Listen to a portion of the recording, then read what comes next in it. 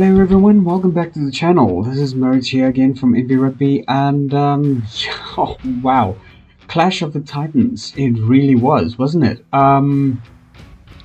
Yo, right off the bat, yeah, a lot of mistakes were made, both sides. The early yellow card against Apalele Fassi. Apparently, according to some sources, that apparently was for an offside tackle on Fassi's side on Sam Cane.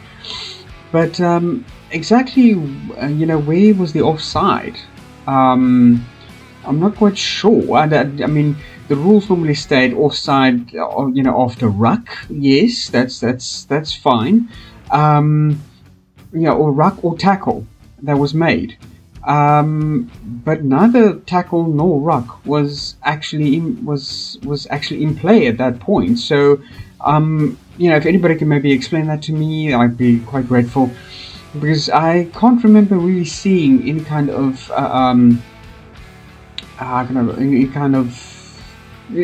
foul play really on Apalele Fassi's side. I couldn't detect any kind of ruck. So where is the exactly, where's the offside line on a tackle? Next thing they'll probably say, we're not allowed to tackle because you'll be offside. I'm not quite sure how that works, but anyway. Yeah, like I said, lots of mistakes and penalties was made. A lot of small, insignificant errors on the Springbok side that did result in some, bad results for them. But all in all, brilliant play. Most of the guys playing made some fantastic, absolutely fantastic movements and plays in that game. We had, Peter Steve Toy, most meters made and ball carries made in that game. Brilliant choice for the man of the match. Fantastic play, really. Turnovers 1, Damien Delende won 3 over, Jasper Wiese made 2, and then Malcolm Marks made 1. Turnovers lost by Burton Barrett 4, so Burton Barrett didn't really have a really good game on Saturday. Ari Sevilla lost 2 turnovers. Tackles completed 16 by Sam Cane. Ari Sevilla made 14 and Tyrell Lomax made 14. So they still, the All Blacks still there was reigning champions in their defense. But unfortunately wasn't enough to kind of get it. I think it was kind of the yellow card right at the end against I think about 13 minutes towards the end of the game, where Tunga Fassi was yellow carded. That kind of put the All Blacks on the back foot. We scored 2 tries after that, one by Grant Williams and then one by Kwagga Smith. That kind of didn't do the All Blacks any kind of favors there. Line breaks, Burton Barrett kept the score there with 3 line breaks against Apalele Fassi's 2 and Jesse Creel's 1. Carries made, Peter Steve Toy 18 carries made. Definitely the best choice for the man of the match of that one. That was then followed up by Geordie Barrett making 17, just 1 less, and then Ari Sevilla that made 15. So brilliant play, really, by all. But I think really the superstar of the game, Sasha Feinberg and Nkombuzulu, played his smashing game, always exactly where he needed to be. Made some fantastic clearance kicks.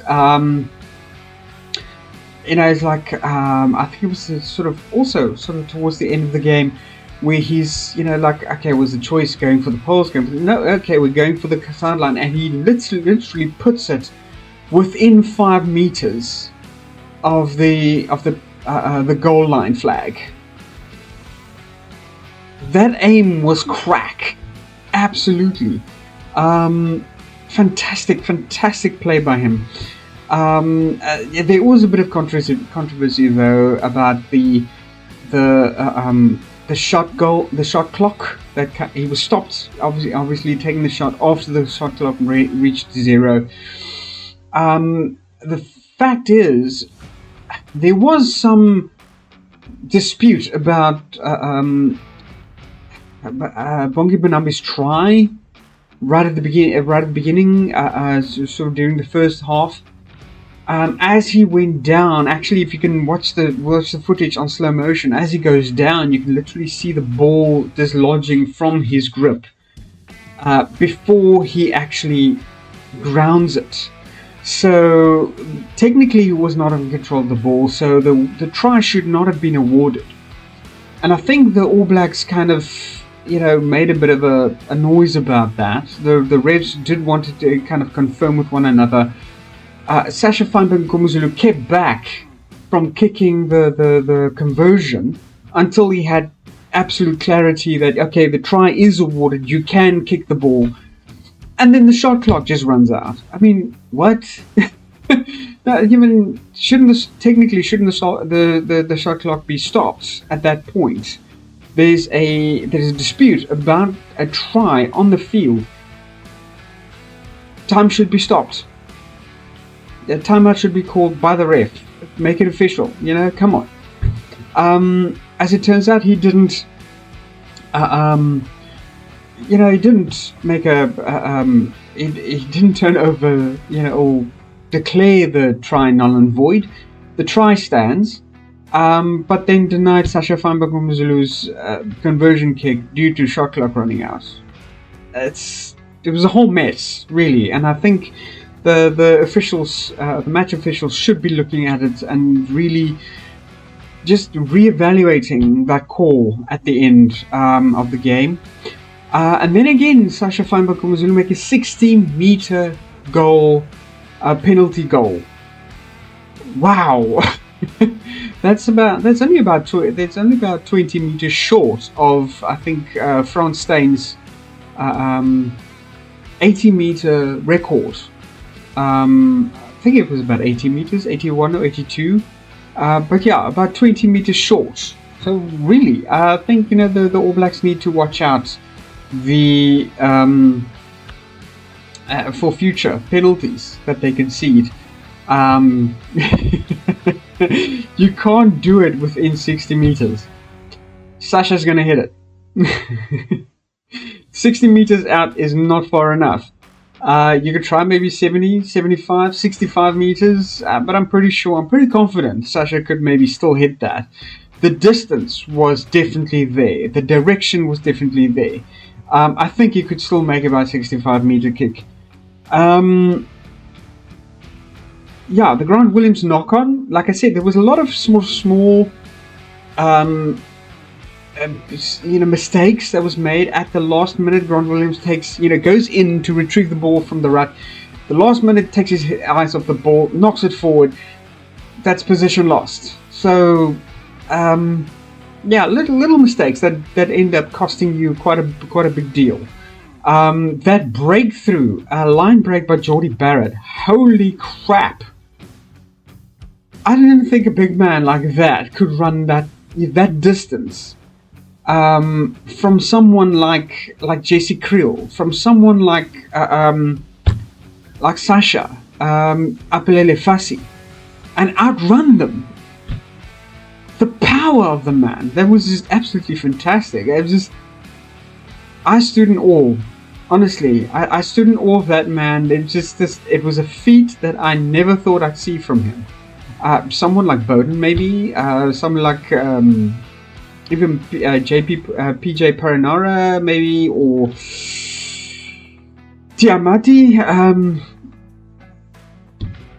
I don't know. Vi. There's so many other names I could literally come up with. They're just kind of shooting past in my head. But definitely Adi Zavea even. Jordie Barrett. Yes, he played inside centre, and he's absolutely good inside centre. but to kind of make that mad, powerful dash from some of the best runners in the Springbok team, that's definitely feather in his cap. Scrum sets basically was more leaning towards the All Black side, making 6 successful scrums against the Springboks 4. But definitely, I think the turnover came as soon as the bomb squad hit. There was a bit of a delayed response. They lost the first scrum, official scrum, where the bomb squad came in. But from there on, scrums was just absolutely their playing field. Scrum wins 75% on the Springbok side, 100% on the All Black side. There wasn't a single scrum, All Black scrum lost by them. So, very well done by them. The lineouts, 14 to the Springboks 26. There was definitely a lot of territory in the second half spent in the All Blacks half. So the pressure was definitely on. As soon as the bomb squad found their groove, the pressure was definitely on in the All Black side, and which obviously what forged the Tonga Fassi's yellow card there. Definitely some of the most brilliant plays from the Springboks happened in that. The line break and try by Kwagga Smith, absolutely fantastic. The power of the man is just, at that point was unmatched. He was going forward and that was going to stop him. Even Grant Williams breaking through with a short little leap through the defensive lines into the goal, the goal block or box of the All Blacks really did him a lot of favors. I already spoke about the Bongi Tribe controversy, Apelele Fuzzy controversy about the tackle. The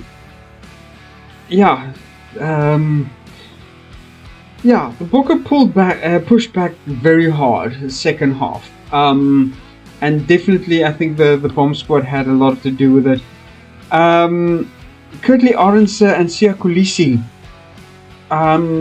Siya at the end of the game looked like he was, hit a brick wall. It's like he was, sat on and punched repeatedly in the face. There's definitely a fracture there. I'm not sure. To me, it looked like it was more of a broken nose, but it could also, I suppose, have been like a cheekbone fracture. But he looked really bad. I mean, the half of his face was really badly swollen up.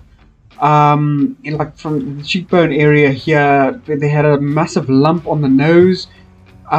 So would he still be, ready to be playing on Saturday, round 2 against the All Blacks? I don't think so.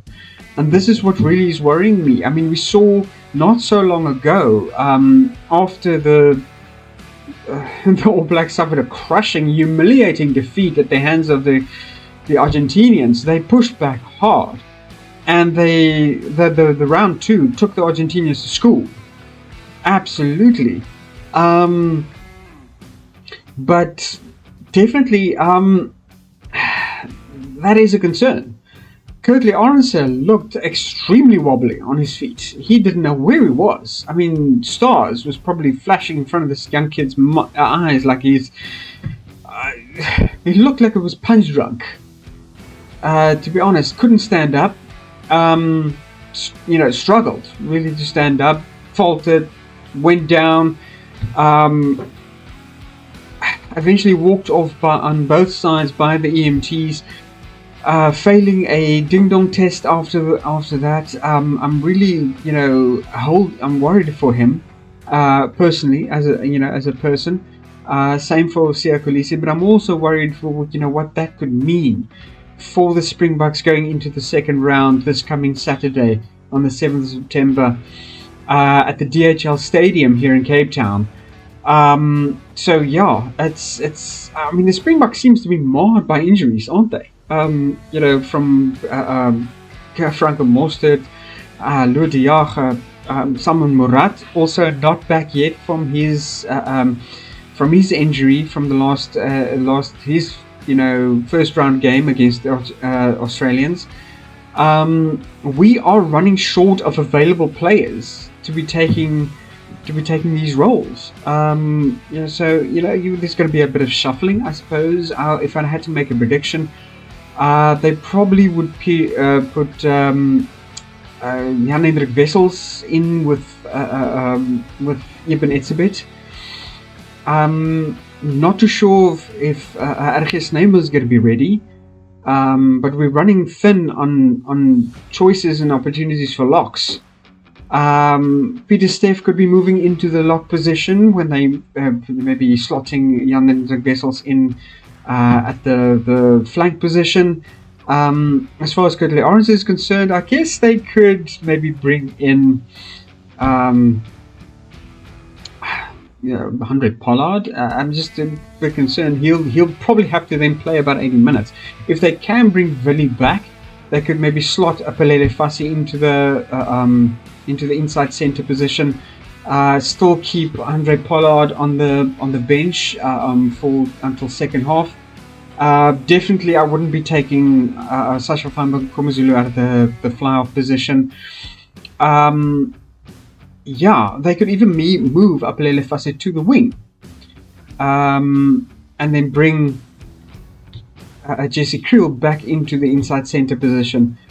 That might be an option. I don't know, but it'll be interesting to see what Rassie do with this one.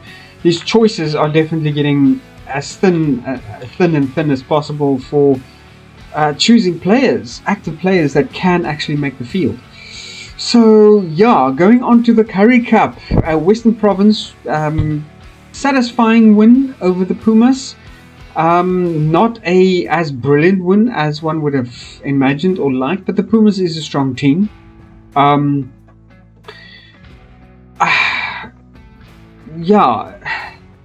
They haven't been performing well. They've now literally moved down into 7th position. Griffin's still, not vacating the last spot.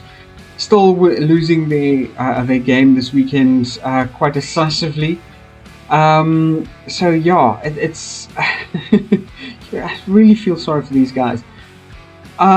It's like it must be extremely demoralizing for those players. I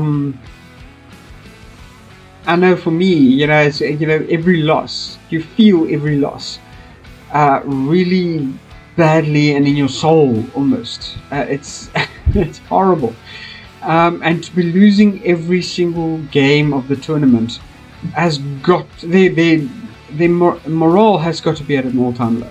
It has got to be. I have literally no idea what their coach could be doing as a pep talk for these boys. I do not want to think what must be going through their minds.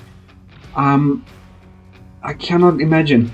Golden Lions decisively and absolutely doubtlessly beating the Bulls this weekend. They're at the top. Bulls has moved down to second place in the log Currie Cup this time around. It's amazing. I cannot. And coming back to the Griffins game, the score 75-19. Now the Griffins scored 2 tries, I believe, within the first half.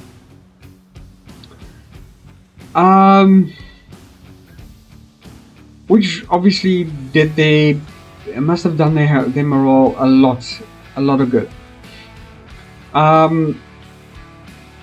But as soon as that was over, Van der Heever scoring the second try, converted by Kota, then Mapimpi takes over, and he absolutely wow. The Sharks made mincemeat of the Griffins. The Sharks had Griffin meat for supper this weekend. It was just it was a try fest from then on, and it was just completely one-sided, the game. Ngundua also getting a yellow card as along with Nicole Ware. It obviously didn't do the Griffins a lot of good on their side, and yeah, it was horrible to watch. It was painful to watch, honestly. So yeah, the Currie Cup log as it stands at the moment: Golden Lions number 1, the Blue Bulls slotting in the second spot, Sharks moving up to the third spot, Cheetahs now occupying the fourth slot, with the Pumas trailing shortly behind with 9 points as well in the fifth position. Western Province moved up one slot. Luckily for them, also having a 9 point position, but obviously not doing too well with only 3 wins, 6 losses. So yeah, they slotting in just above the Griquas, who had a fantastic game against the Cheetahs last weekend. That was completely unexpected. So yeah, the Griquas has kind of redeemed themselves with getting similarly 3 wins for themselves in this Currie Cup. They occupying the 7th slot there, and then the Griffins coming in at last position with a 9-game loss. Total score there, 38 to the Golden Lions, 37 to the Bulls, 31 to the Sharks, 25 to the Cheetahs, 24 to the Pumas, 19 points to the Western Province, 19 points to Griquas, and then 3 points to Griffins.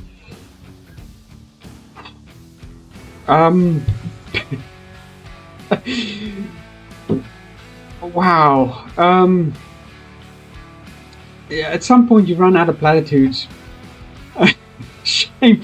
I'm sorry, guys. All the Griffins fans, I feel for you guys. I really do. I don't know how your morale is keeping up with all of this, but yeah.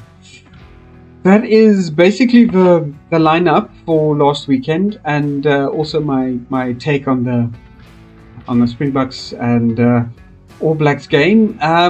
Coming into round 2. Also round 10 for the Currie Cup. I'll be covering the lineups for that coming Friday, hopefully. I know this video is coming out a bit late this weekend. I've had a bit of medical troubles. Had to go to the dentist and all of that. And been a bit busy otherwise as well. But anyway, guys, I'll be hopefully to see you again a bit later on this week on Friday, coming in with all the lineups, the official lineups for the Springboks versus All Blacks round 2, and then obviously the Currie Cup standings as it is. But I hope you guys will join me there and keep the beers on ice. I have no problem with you guys enjoying a cold one while you're watching my videos. Give me a like and subscribe, thumbs up as well, and if you haven't done so yet, and give me your opinions on the game. First round between New Zealand and South Africa. Give me your opinion. Give me your opinion on the Bongi Mbonambi try, the Sasha and Zulu's denied conversion. Yeah, I always love hearing from you guys, and take care of yourselves. Peace out.